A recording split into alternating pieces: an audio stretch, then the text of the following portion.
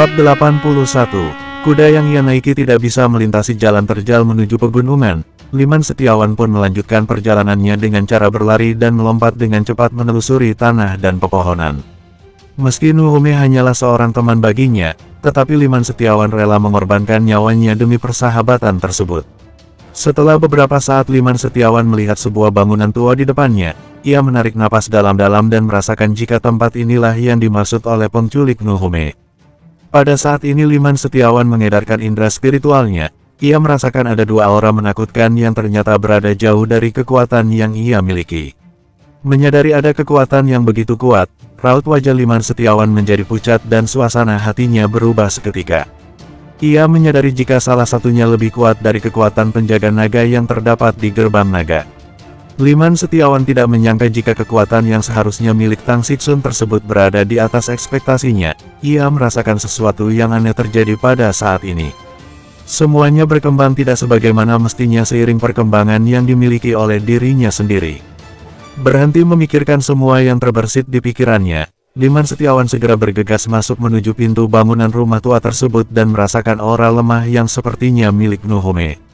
Setelah masuk ke dalamnya, Liman Setiawan melihat Nuhume yang tengah bersembunyi di balik meja usang dengan tubuh gemetaran. Jelas ada rasa ketakutan yang dirasakan oleh Nuhume pada saat ini.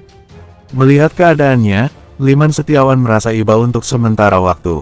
Walau bagaimanapun Nuhume lahir dan besar sebagai nona muda dari keluarga bangsawan terbesar, menghadapi situasi seperti ini bukanlah sesuatu yang bisa dihadapi dengan mudah.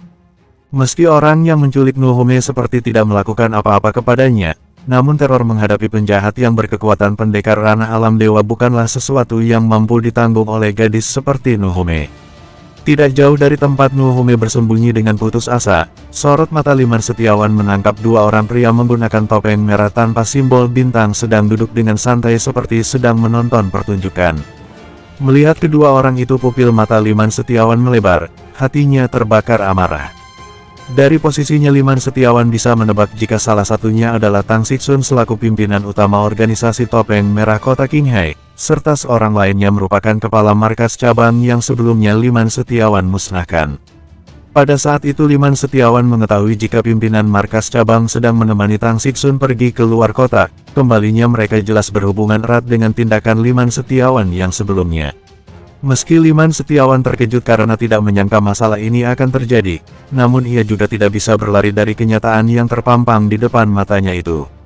Mengabaikan keberadaan dua orang tersebut, Liman Setiawan segera melangkah menuju tempat Nuhume berada. "Nuhume, aku datang.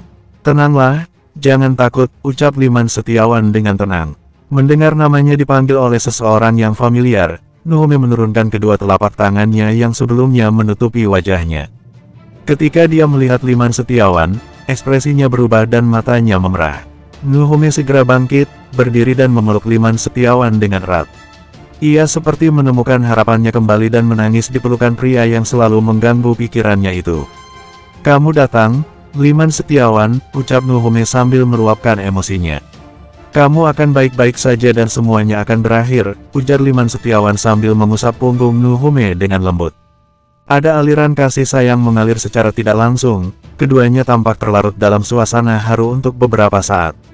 Nuhume merasakan kehangatan yang belum pernah ia rasakan sebelumnya. Selain merasakan aman di dalam hatinya, ada getaran lain yang membuatnya tidak mau terlepas dari tubuh pria yang berada dalam dekapannya tersebut. Melihat pemandangan ini, kedua pimpinan topeng merah itu tidak bergerak, seolah mereka sedang menonton pertunjukan dua anak manusia yang akan segera berpisah untuk selamanya.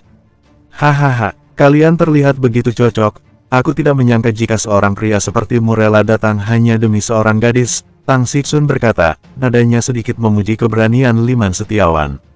Mendengar suara Tang Xixun, Liman Setiawan melepaskan pelukan Nuhume dengan perlahan dan memandang wanita tersebut dengan lembut. Ia sedikit menggeser tubuh Nuhume untuk berada di belakangnya dan berupaya melindungi gadis tersebut. "Apakah kalian bisa melepaskan gadis ini? Sebagai gantinya aku akan bertarung dengan kalian setelahnya," ucap Liman Setiawan dengan tatapan penuh kewaspadaan. "Hahaha, apakah kami begitu bodoh melepaskan gadis secantik itu? Anggap saja ia sebagai bunga dari tindakan yang kau lakukan terhadap kelompok kami," Tang Xixun berkata dengan arogan, sorot tajam matanya terlihat menakutkan. Mendengar perkataan dari pemimpin kelompok topeng merah itu, hati Liman Setiawan menjadi dingin. Ia tidak akan pernah membiarkan seseorang mencelakakan sahabatnya di depan matanya. Menyadari situasi yang berbahaya, Nuhume segera berkata pada Liman Setiawan, "Kamu pergilah, jangan hiraukan diriku. Mereka bukan lawanmu." Pada saat yang bersamaan, seorang pria yang sejak tadi terdiam melangkah perlahan menuju ke arah Liman Setiawan.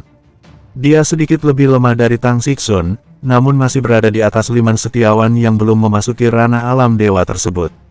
"Apa yang kamu lakukan?" Liman Setiawan melangkah mundur secara tidak sadar. Nuhume pun kembali merasakan getaran di tubuhnya, namun ia berusaha membuat agar Liman Setiawan tidak merasa terbebani dengan keberadaan dirinya. Pria bertopeng merah itu berhenti di depan Liman Setiawan. Ia seperti tersenyum melihat ketakutan yang mendera Liman Setiawan maupun Nuhume. Pada detik ini pria bertopeng merah itu begitu menikmati setiap ketakutan yang ia ciptakan sendiri. Ia tidak terburu-buru untuk menghabisi mangsanya. Membuatnya cemas dalam ketakutan adalah hiburan yang paling ia nikmati saat menyiksa mangsanya hingga mati. Begitu pria bertopeng merah mendekat, Liman Setiawan pun mengeluarkan pedangnya dan mengalirkan energi ki-nya ke dalam pedang miliknya tersebut. Menghadapi pendekar alam dewa, ia sama sekali tidak bisa mengandalkan jarum emas yang selama ini ia jadikan sebagai senjata pembunuhnya. Liman Setiawan menekan ketakutannya, membakar semangat juangnya untuk bertahan hidup dan menyelamatkan Nuhume seperti janjinya. "Aku Liman Setiawan, tidak akan pernah menyesal telah dilahirkan di kehidupan ini," ucapnya dengan penuh tekad. Liman Setiawan segera melangkah maju menebaskan pedangnya ke arah pria bertopeng yang tampak sedang meremehkan dirinya tersebut. Pria bertopeng merah pun seolah sudah bisa membaca gerakan Liman Setiawan dan ia pun sudah bersiap mengangkat pedangnya untuk menangkis jurus elang menembus awan yang kini sedang diperagakan oleh Liman Setiawan di depan matanya. Sring, sring, suara benda logam saling beradu. Keganasan dan kecepatan pedang Liman Setiawan begitu terukur membuat pria bertopeng itu sedikit terkejut. Tidak banyak pendekar berpedang yang ia temui selama ini, apalagi hal itu ditemukan pada seorang pemuda yang tampaknya masih memiliki kesempatan berkembang yang sangat panjang.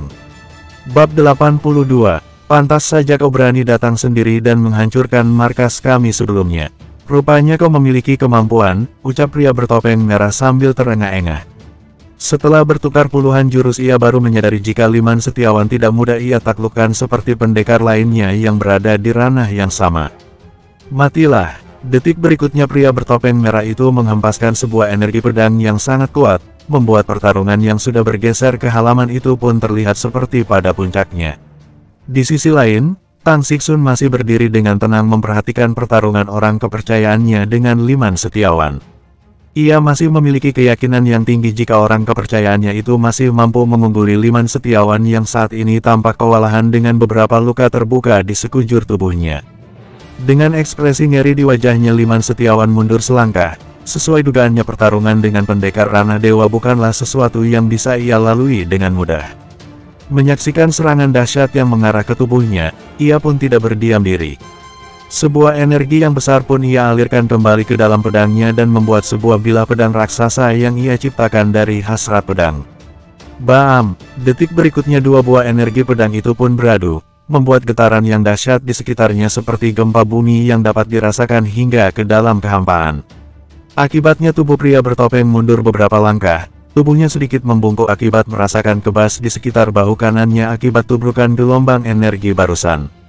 Sementara di pihak lain, tubuh Liman Setiawan seketika terpental hingga tersungkur dengan menciptakan beberapa koyakan pada pakaiannya seperti hangus terbakar, luka-lukanya pun kembali terbuka dan mengeluarkan darah segar. Nuhume berlari dan meraih tubuh Liman Setiawan yang sudah mengalami luka sabetan pedang tersebut. Pakaiannya terkoyak hingga sesuatu yang tidak asing di leher Liman Setiawan pun mengganggu pandangan Nuhume selama beberapa saat. "Bukankah itu?" batin Nuhume dengan tidak tenang. "Kamu mundurlah, jika ada kesempatan pergi maka berlarilah secepatnya dan hubungi gerbang naga," ucap Liman Setiawan membuyarkan perhatian Nuhume. Sambil berkata demikian ia tidak memperhatikan reaksi Nuhume. Nuhume mengangguk secara tidak sadar dan memperhatikan tubuh Liman Setiawan sebelum ia mundur beberapa langkah. Ia tidak ingin menyusahkan pria itu, jika diberikan waktu maka ia akan mencari pertolongan secepatnya. Dengan darah yang terus menetes dan mengalir dari luka yang ia terima, Liman Setiawan tiba-tiba merasakan keanehan muncul di dalam dirinya. Giok naga bulan yang menggantung di lehernya bereaksi setelah banyak menyerap darah Liman Setiawan. Giok naga bulan seperti meleleh ke dalam dadanya dan menyebar dengan cepat ke seluruh tubuhnya. Ia merasakan desiran darahnya mendidih, energi ki yang sangat dahsyat menyembur keluar membuat peningkatan yang tidak bisa dicegah. Ada apa ini? Gumamnya sedikit terkejut dengan situasi tubuhnya setelah menyerap kalung giok naga bulan. Klik, klik, terdengar bunyi pergeseran tulang di dalam tubuhnya berbarengan dengan energi besar yang berhasil diserap ke dalam tubuhnya.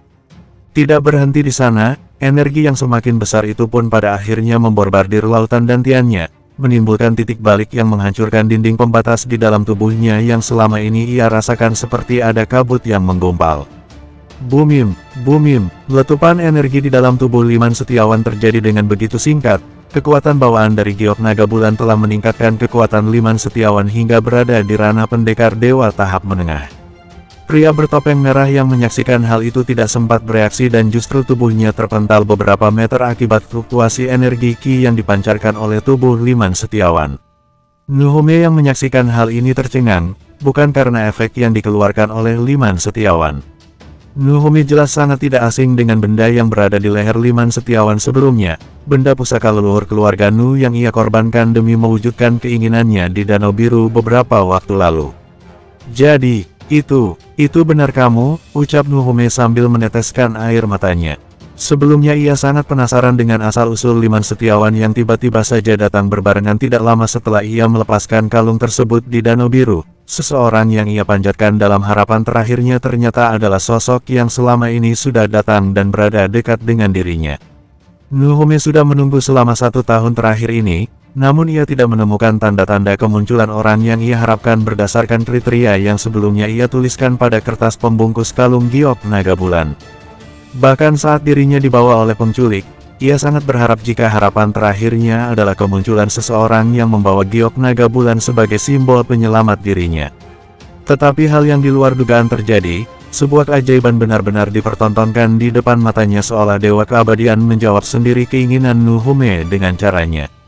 Setelah melewati rangkaian peristiwa ini, Nuhume baru menyadari jika Liman Setiawan adalah pria yang dikirimkan oleh Dewa Keabadian untuk menyelamatkan penduduk kota Qinghai dan juga dirinya. Hal ini sejalan seperti apa yang ia inginkan saat berada di Danau Biru kala itu. Liman Setiawan, Nuhume menatap penuh kekaguman, dia saat ini seperti menemukan belahan dirinya yang lain. Sebuah ketenangan yang selama ini tidak pernah ia temukan lagi. Kini ia merasa jika Liman Setiawan sudah berada pada tingkat yang tidak perlu ia khawatirkan lagi. Kurang ajar, bagaimana bisa kau melakukannya? Ucap Tang Xixun terkejut melihat rekannya dibuat seperti itu.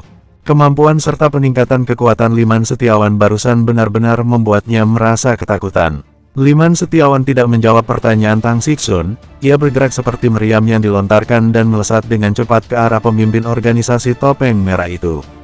Kau seharusnya tidak muncul di hadapanku kali ini dan tidak mengusik garis kesabaranku.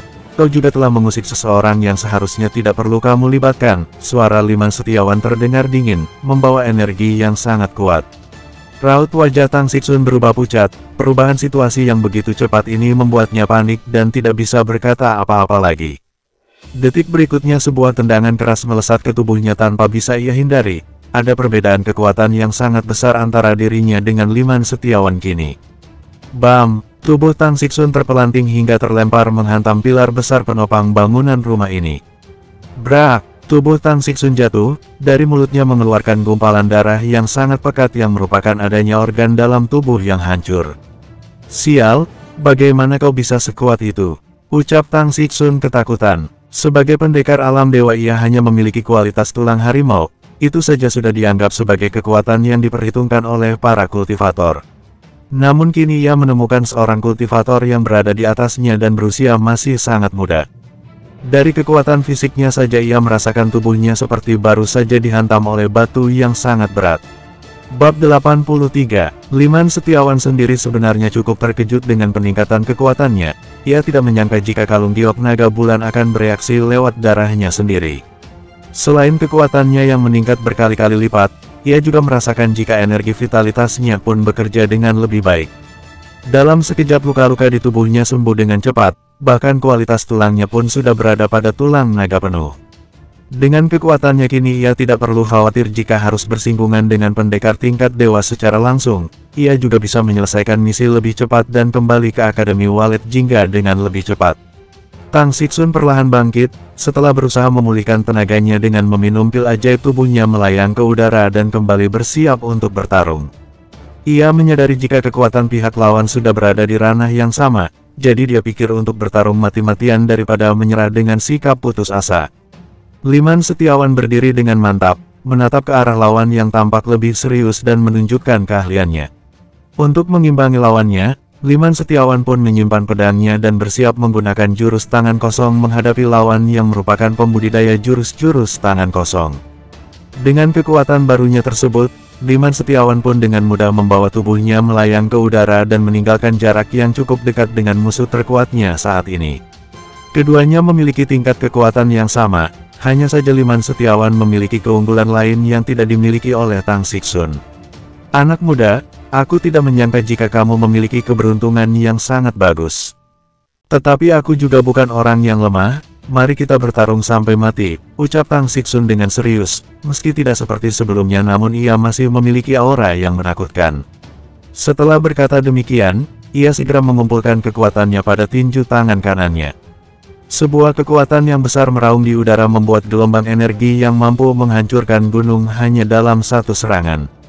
Melihat keseriusan ketua organisasi topeng merah tersebut, Liman Setiawan tidak menganggap remeh dan bertindak ceroboh karena merasa sudah unggul. Liman Setiawan menyambut serangan mematikan tersebut dengan mengandalkan kecepatannya untuk menghindar. Liman Setiawan kemudian mengeluarkan tinjunya dan ia arahkan dari samping. Dengan pengalaman bertarungnya, Tang Sixun bereaksi dengan cepat dan membalikkan badannya untuk menangkap tinju yang diarahkan kepadanya dan ia berencana melempar tubuh Liman Setiawan jatuh ke tanah. Namun pada detik berikutnya, energi ki yang dahsyat meledak dari tubuh Liman Setiawan yang mengalir ke tinju di tangannya. Hal ini membuat Tang Sixun menghindar dan mundur ke belakang. Kau sungguh luar biasa, ucap Tang Sixun sambil mengibaskan telapak tangannya karena merasa kebas. Apa hanya itu kemampuan penjahat yang terkenal sadis itu? Ujar Liman Setiawan sambil mendengus dingin. Dasar sombong, lihatlah aku akan mengeluarkan jurus terbaikku, ucap Tang Sixun merasa diremehkan. Setelah mengatakan hal itu, Tang Sixun mengepalkan tinjunya dan mengangkatnya tepat di samping dadanya. Energi ki yang sangat dahsyat keluar dari tubuhnya hingga ke titik paling ekstrim, tatapan matanya terlihat tajam seiring aura membunuhnya yang semakin melonjak. Tinju pemecah langit, Tang Sixun berteriak keras sambil mengarahkannya ke Liman Setiawan. Energi ki yang lebih besar dari serangan sebelumnya menyeruak merobek udara. Ada bayangan naga yang sedang mengeluarkan cakarnya hendak merobek tubuh Liman Setiawan. Menarik, bahkan aku tidak pernah melihat teknik ini sebelumnya, gumam Liman Setiawan saat melihat bayangan naga yang terbentuk dari energi ki Tang Sixun. Liman Setiawan menghela napas dalam-dalam. Detik berikutnya energi ki yang dahsyat pun seperti terbakar dari dalam tubuhnya mengeluarkan hawa panas di sekitarnya. Energi yang kuat terkumpul, terdorong dari dalam tubuhnya seperti letupan gunung Merapi. Aura keagungan pun muncul, dirinya seperti seorang dewa agung yang sangat mendominasi dan bersiap menghancurkan dunia. Tinju yang kuat pun dilesakkan Liman Setiawan menyambut serangan dari Tang Sixun. Dalam sekejap bayangan naga dibungkus oleh gelombang udara yang disertai tiupan angin kencang membentuk topan. Detik berikutnya terjadi getaran gelombang udara yang keras di atas langit. Bumim, akibatnya suara ledakan yang memekakan telinga terdengar hingga ke bawah. Ruang kehampaan antara bumi dan langit bergetar meninggalkan rasa teror yang menakutkan. Nuhume tidak bisa menahan keterkejutannya, pertarungan para kultivator tingkat dewa memang sangat menakutkan. Dengan segala kemampuannya ia mencoba bertahan dari fluktuasi energi yang memiliki jarak yang cukup jauh di atas udara. Sementara penjahat bertopeng merah yang sebelumnya terhempas oleh tenaga dalam Liman Setiawan menatap kosong penuh keterkejutan. Ia yang baru saja akan bangkit untuk menstabilkan kekuatannya terpaksa harus memuntahkan seteguk darah akibat pelepasan energi yang membuat tubuhnya mengalami cedera yang serius. Di pusat pertarungan, energi vitalitas di tubuh Tang Sixun langsung meredup sesaat setelah tinjunya beradu dengan kekuatan dahsyat milik Liman Setiawan. Sesaat berikutnya, tubuhnya pun kehilangan keseimbangan lalu jatuh ke tanah dengan keras. Bumim, suara ledakan kembali terdengar dan kini terjadi di atas tanah, diiringi bunyi ledakan jejak retakan mirip jaring laba-laba pun menyebar ke sekitar lokasi jatuhnya tubuh Tang Sixun. Tang Xixun kembali menyemburkan darah kental dan tidak dapat mengontrol lagi energi di dalam tubuhnya. Kerusakan pusat energi serta organ dalamnya sudah pada tahap yang serius, bahkan pandangannya mulai buram dan pendengarannya pun seperti berdengung efek gendang telinganya yang pecah. Di sisi lain, Liman Setiawan masih berdiri kokoh di atas udara dan memandang lurus ke arah di mana jatuhnya tubuh Tang Xixun berada. Tidak menunggu waktu lama, ia pun segera turun ke tanah dan berjalan menghampiri tubuh Tang Xixun yang sudah tidak berdaya. "Tunggu pembalasan dari kakakku, kau tidak akan bisa lolos," ucap Tang Xixun saat melihat Liman Setiawan. "Kalau begitu kau bisa menunggunya terlebih dahulu di neraka," ucap Liman Setiawan dingin sembari mengeluarkan jarum emasnya dengan kekuatan tak kasat mata. "Sepertinya aku melupakan yang lainnya," gumam Liman Setiawan lalu mengibaskan jarum emas ke arah tubuh penjahat bertopeng emas lainnya. Penjahat topeng merah yang masih berada di tahap awal ranah pendekar dewa pun langsung tewas meregang nyawa. Ia yang sudah kehabisan energi dan terluka akibat pancaran energi tubuh Liman Setiawan sebelumnya pun tewas tanpa bisa berbuat apa-apa lagi. Nuhume terkesima melihat kekuatan yang ditunjukkan oleh Liman Setiawan. Jika orang seperti ini yang menjadi pendampingnya maka sampai mati pun ia tidak menyesal. Bahkan ia yang semula merasa bodoh dengan mempercayai mitos Danau Biru, kini ia bisa tersenyum lebar sambil menatap Liman Setiawan penuh arti. "Kenapa kau menatapku seperti itu?" ucap Liman Setiawan sesaat setelah dirinya mengambil cincin penyimpanan milik kedua pimpinan organisasi Topeng Merah. "Apa yang aku lakukan?" ucap Nuhume dengan salah tingkah. "Sebaiknya kita segera tinggalkan tempat ini," ajak Liman Setiawan setelah memastikan semuanya baik-baik saja. "Ya, aku juga berpikir begitu," ucap Nuhume dengan menunjukkan ekspresi tidak nyaman. "Apakah kau bisa menggendongku?" tanya Nuhume kemudian dengan sedikit manja. "Sejak kapan nona besar sepertimu bersikap manja seperti itu?" tanya Liman Setiawan sambil mengerutkan keningnya. "Sejak kau berhutang penjelasan kepadaku," ucap Nuhume sambil tersenyum.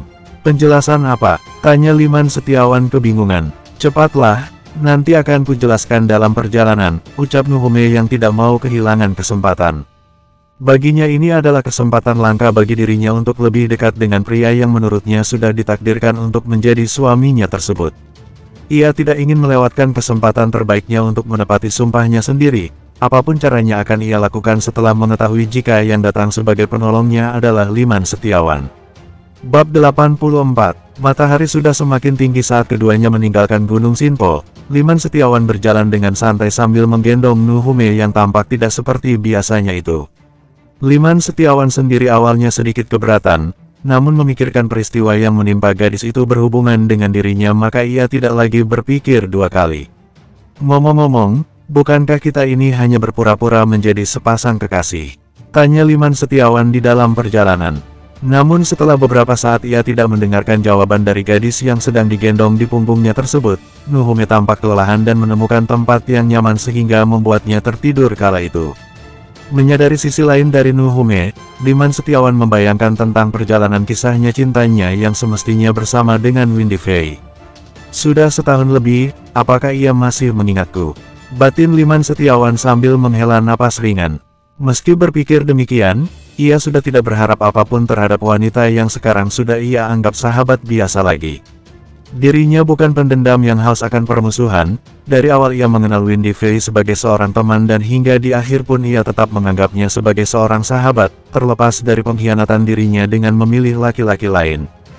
Adapun perselisihan yang akan terjadi dengan Tetua Numeilan dan juga Jenderal Chandra Liu adalah murni karena hubungan persahabatan yang terjalin dengan tidak sengaja terhadap keluarga Nuhume. Hal ini cukup mendasar bagi Liman Setiawan untuk mencampuri urusan keluarga Nu yang sudah menyatakan kesediaannya untuk bergabung ke dalam organisasi Gerbang Naga. Sudah menjadi kewajiban Liman Setiawan untuk melindungi seluruh anggota Gerbang Naga tanpa terkecuali. Apalagi sedikit banyaknya Liman Setiawan sudah mengetahui konflik yang terjadi akibat ketidakpuasan Tetua Numeilan terhadap keputusan internal keluarga besar Nu. Setelah berjalan sekitar setengah jam, Liman Setiawan tiba di kaki gunung dan menemukan sebuah desa kecil yang sebelumnya ia abaikan karena tengah terburu-buru. "Hai Nona besar, mau sampai kapan kau akan berpura-pura tidur?" ucap Liman Setiawan membangunkan gadis cantik yang masih menempel di punggungnya. "Apakah kau tidak bisa bersikap lebih baik lagi pada seorang wanita?" ucap Nuhume dengan nada menggerutu. Aku sudah sangat baik hati membawamu ke tempat ini sampai punggungku berasa pegal, ucap Liman Setiawan seperti sedang mengeluh. Apakah kamu masih seorang pria? Ucap Nuhume dengan sedikit kesal saat dirinya sudah berdiri di atas tanah. Ia tidak mengira jika Liman Setiawan masih tidak berperasaan meski dirinya sudah mengalah banyak sebagai seorang wanita. Jika aku bukan seorang pria, maka kamu sudah aku tinggalkan di Gunung Sinpo sejak tadi, ucap Liman Setiawan dengan sedikit menggoda. Dasar kamu, ucap Nuhume sambil menghentakkan kakinya menahan kesal. SSSTT, apakah kamu tidak malu? Coba lihatlah ke sana. Seharusnya mereka adalah anggota keluargamu. Liman Setiawan menunjuk ke salah satu ujung jalan. Beberapa tetua keluarga Nu tampak cemas berlarian ke arah Nuhume dan Liman Setiawan. Nuhume memperhatikan arah telunjuk yang dimaksud oleh Liman Setiawan. Beberapa orang ahli keluarganya yang dipimpin oleh ibunya sendiri tengah berlarian ke arahnya menyambut kedatangan Nuhume. Ibu, teriak Nuhume dengan refleks dan menghamburkan dirinya ke dalam pelukan matriark keluarga Nu tersebut. Bagaimana kondisimu? Tanya ibunya dengan khawatir. Aku baik-baik saja, hanya dijahili, jawab Nuhume dengan pelan. Mendengar pengakuan putrinya, wajah matriark Nunian terlihat heran, lalu buru-buru ia bereaksi. Siapa yang telah berbuat seperti itu? Seolah mendapat dukungan dari ibunya atas sikapnya itu, dengan sedikit malu ia menunjuk ke arah Liman Setiawan. Dia, ucap Nuhume dengan wajah memerah. Sadar dengan sesuatu yang diucapkan oleh putrinya adalah urusan anak muda, matriark keluarga Nu tersebut lalu tersenyum dan memandang ke arah Liman Setiawan dengan penuh ketakjuban. Berdasarkan situasi yang terjadi, pemuda yang baru ia jumpai seharusnya seseorang yang sudah menyelamatkan putrinya dan juga sosok kunci dari gerbang naga. Namun di depan banyak orang, ia tidak menunjukkan kehebohannya dan berupaya berbuat bijak demi melindungi identitas pemilik gerbang naga yang tidak bisa diekspos ke pihak luar. Hal ini sudah dijelaskan oleh putrinya sendiri saat memutuskan ingin bergabung dengan gerbang naga secara sukarela. Namun di sisi lain, matriark keluarga Nu tersebut tidak menyangka jika putrinya bisa menjalin kedekatan seperti sekarang dengan pimpinan misterius gerbang naga dan membuat dirinya merasa senang sebagai orang tua. Salam Tuan Pendekar, terima kasih telah menyelamatkan putri saya, sapa matriark Nunian dengan hormat. Salam matriark, tidak perlu sungkan. Semuanya terjadi karena pavilion gerbang naga juga, sehingga menjadikan Nona Nuhume sebagai umpan, ucap Liman Setiawan dengan sungguh-sungguh. Tuan Pendekar terlalu merendah, apakah putriku terlalu merepotkan selama dalam perjalanan? Ia sudah terbiasa dimanjakan sejak kecil, untuk itu saya mohon maaf, ujar matriark Nunian dengan tulus. Mendengar ibunya berkata demikian, wajah Nuhume terlihat memerah. Ia yang berharap mendapatkan dukungan dari ibunya justru sedikit dibuat malu. Tidak apa-apa matriark, Nona Nu hanya perlu menstabilkan suasana hatinya saja atas kejadian luar biasa tadi, balas Liman Setiawan menutupi sikap manja Nuhume. Terima kasih atas pengertiannya Tuan Pendekar. Namun belum selesai matriark Nunian menyampaikan ucapannya, suara Nuhume terdengar dengan ekspresinya yang malu-malu. Ibu, namanya Liman Setiawan. Ia tidak terlalu suka dengan sebutan yang asing, lagi pula cepat atau lambat ia akan menjadi bagian keluarga Nu juga. Matriark Nunian dan juga Liman Setiawan tercengang, mereka berdua segera menolehkan pandangannya pada sosok wanita cantik tersebut. Ucapannya yang tidak dimengerti itu menimbulkan suasana yang kaku selama beberapa saat. Kalian para anak muda, apakah aku yang sudah tua hingga tidak mengerti hubungan kalian yang seperti apa? Sebaiknya malam ini kalian jelaskan lebih lanjut. Kebetulan malam ini akan ada acara makan malam keluarga terkait perayaan bergabungnya keluarga Nu dengan gerbang naga. Matriark Nu mencoba mengendalikan situasi menatap ke arah putrinya dan juga Liman Setiawan secara bergantian. Apakah Nuhume masih akan berpura-pura untuk melanjutkan hubungan sebagai kekasih? Pikir Liman Setiawan dalam benaknya. Baik Bu, kami akan datang bersama malam ini, ucap Nuhume dengan cepat. Lagi-lagi ia tidak ingin menyia-nyiakan kesempatan. Baiklah kalau begitu, sebaiknya kita pulang dan melakukan beberapa kesiapan, ucap matriark Nunian tanpa memberikan kesempatan bagi Liman Setiawan yang masih berdiam diri. Liman Setiawan mengangguk pelan, ia berusaha menyelami apa yang terjadi secara lebih dalam. Ia tidak begitu paham dengan sikap Nuhume yang telah berubah banyak tersebut, apakah seorang wanita harus selalu bersikap seperti ini kepada orang yang telah menolongnya. Memikirkan hal ini, hati Liman Setiawan terasa sakit. Pengkhianatan Windy Fei sebelumnya juga bermula dari hal sederhana seperti ini. Saat itu Jenderal Chandra Liu datang menyelamatkannya saat pertandingan melawan kontestan lain.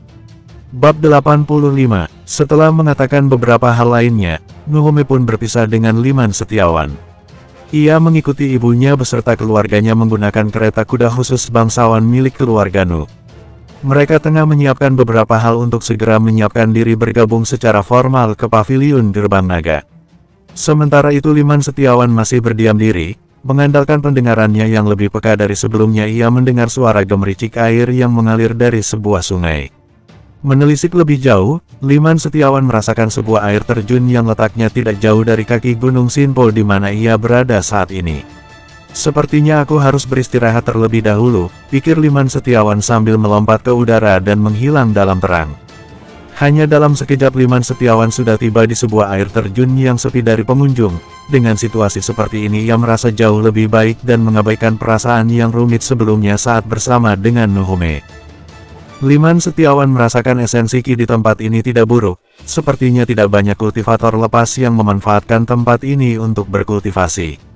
Setelah memeriksa jika tempat ini aman, Liman Setiawan segera mengeluarkan aura tingkat pendekar dewa selama beberapa saat untuk memastikan tidak ada binatang spiritual yang datang mengganggu.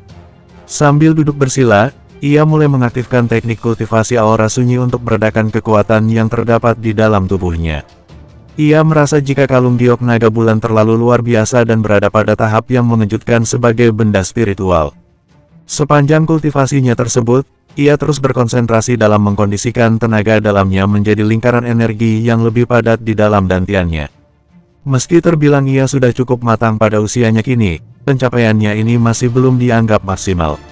Sebagai Jenderal Naga Langit ia pernah berada dalam posisi seperti ini dan itu belum cukup kuat untuk membuat perubahan di alam langit yang ternyata penuh dengan trik dan kepalsuan.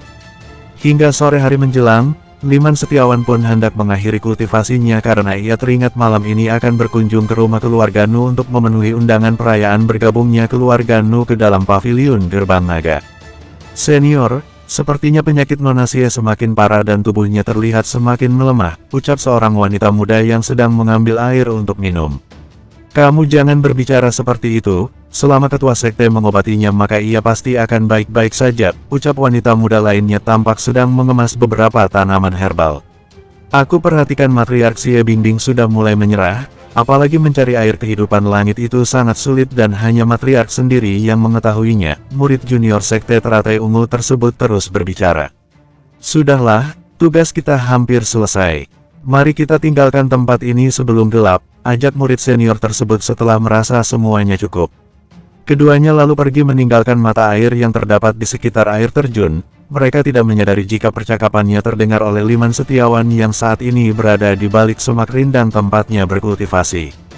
Liman Setiawan mengerutkan keningnya, seharusnya wanita yang dibicarakan oleh kedua wanita yang menggunakan pakaian sekte teratai ungu adalah Xie Sifa yang merupakan putri dari pimpinan sekte teratai ungu. Liman Setiawan tertegun, dengan kemampuan pengobatan yang diturunkan oleh Hendrik selaku gurunya ia merasa tidak tenang. Ia merasa memiliki kemampuan untuk melakukan pengobatan, karena pada dasarnya ia mengetahui jika Xie Sifa bukanlah menderita suatu penyakit.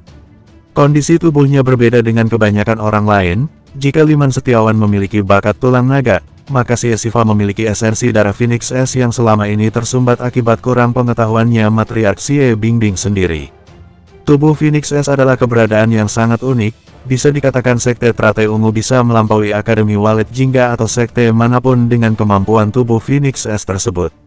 Bisa dikatakan ini adalah takdir langit yang sangat langka dan termasuk ke dalam tubuh keabadian yang selama ini diidam-idamkan oleh para kultivator. Namun sayangnya jika tidak dibangkitkan tepat waktunya maka hanya akan menjadi bencana bagi si pemilik tubuh tersebut, dan hal ini pernah didengar oleh Liman Setiawan ketika itu. Apakah aku akan kembali merubah takdir? Gumam Liman Setiawan dengan hati yang tidak tenang. Liman Setiawan menghela napas panjang tatkala memikirkan proses penyembuhan yang bisa dilakukannya. Jika itu seorang pria maka ia bisa bersikap biasa saja, namun kali ini situasinya sangat berbeda. Ia juga khawatir orang lain akan salah sangka dan berdampak pada reputasi Gerbang Naga yang baru saja ia rintis beberapa waktu terakhir. Sebagai seseorang yang memiliki keahlian medis, tentu ia akan merasa bersalah dan tidak akan tenang jika mengabaikan kehidupan seseorang. Menurut Hendrik itu adalah pengkhianatan terhadap keahliannya sendiri yang akan bertentangan dengan nilai-nilai kehidupan. Seharusnya Sekte Teratai Ungu memiliki tanaman herbal langka untuk meningkatkan kekuatan kultivasi pada pendekar dewa. Tidak apa jika ada pertukaran seperti ini, gumam Liman Setiawan kemudian. Berikutnya ia segera bangkit dan melayang ke udara dengan cepat. Kekuatannya sudah memungkinkan dirinya mengendalikan angin serta berat jenis udara terhadap tubuh fisiknya. Sementara itu di kota Qiancheng, di sebuah rumah makan di pusat kota, Jenderal Chandra Liu sedang mengadakan pertemuan tertutup dengan Tetua Numeilan. Di antara mereka hadir pula Windy Fei yang akhir-akhir ini semakin sering berinteraksi dengan Jenderal Chandra Liu. Jenderal Liu, lusa saya akan berkunjung ke kota Qinghai secara pribadi, ucap Tetua Numeilan dengan sopan. Apakah Tetua sudah tidak sabar ingin mengambil alih keluarga Nu? Jenderal Liu berkata sambil menggoyang-goyangkan gelas di tangannya. Aku khawatir Nunyan dan putrinya akan mendapat dukungan dari kekuatan lain seperti Gerbang Naga yang selama setahun terakhir berkembang lewat aset milik keluarga Hong, ungkap Tetua Numeilan dengan khawatir. Oh begitu, Jenderal Chandra Liu terdiam tampak berpikir. Setahuku mereka hanya melakukan kerjasama dengan keluarga Yun, sambung Jenderal Chandra Liu. Sebagai seorang jenderal, ia juga mengetahui perkembangan kekuatan organisasi beraliran putih yang bernama Gerbang Naga tersebut.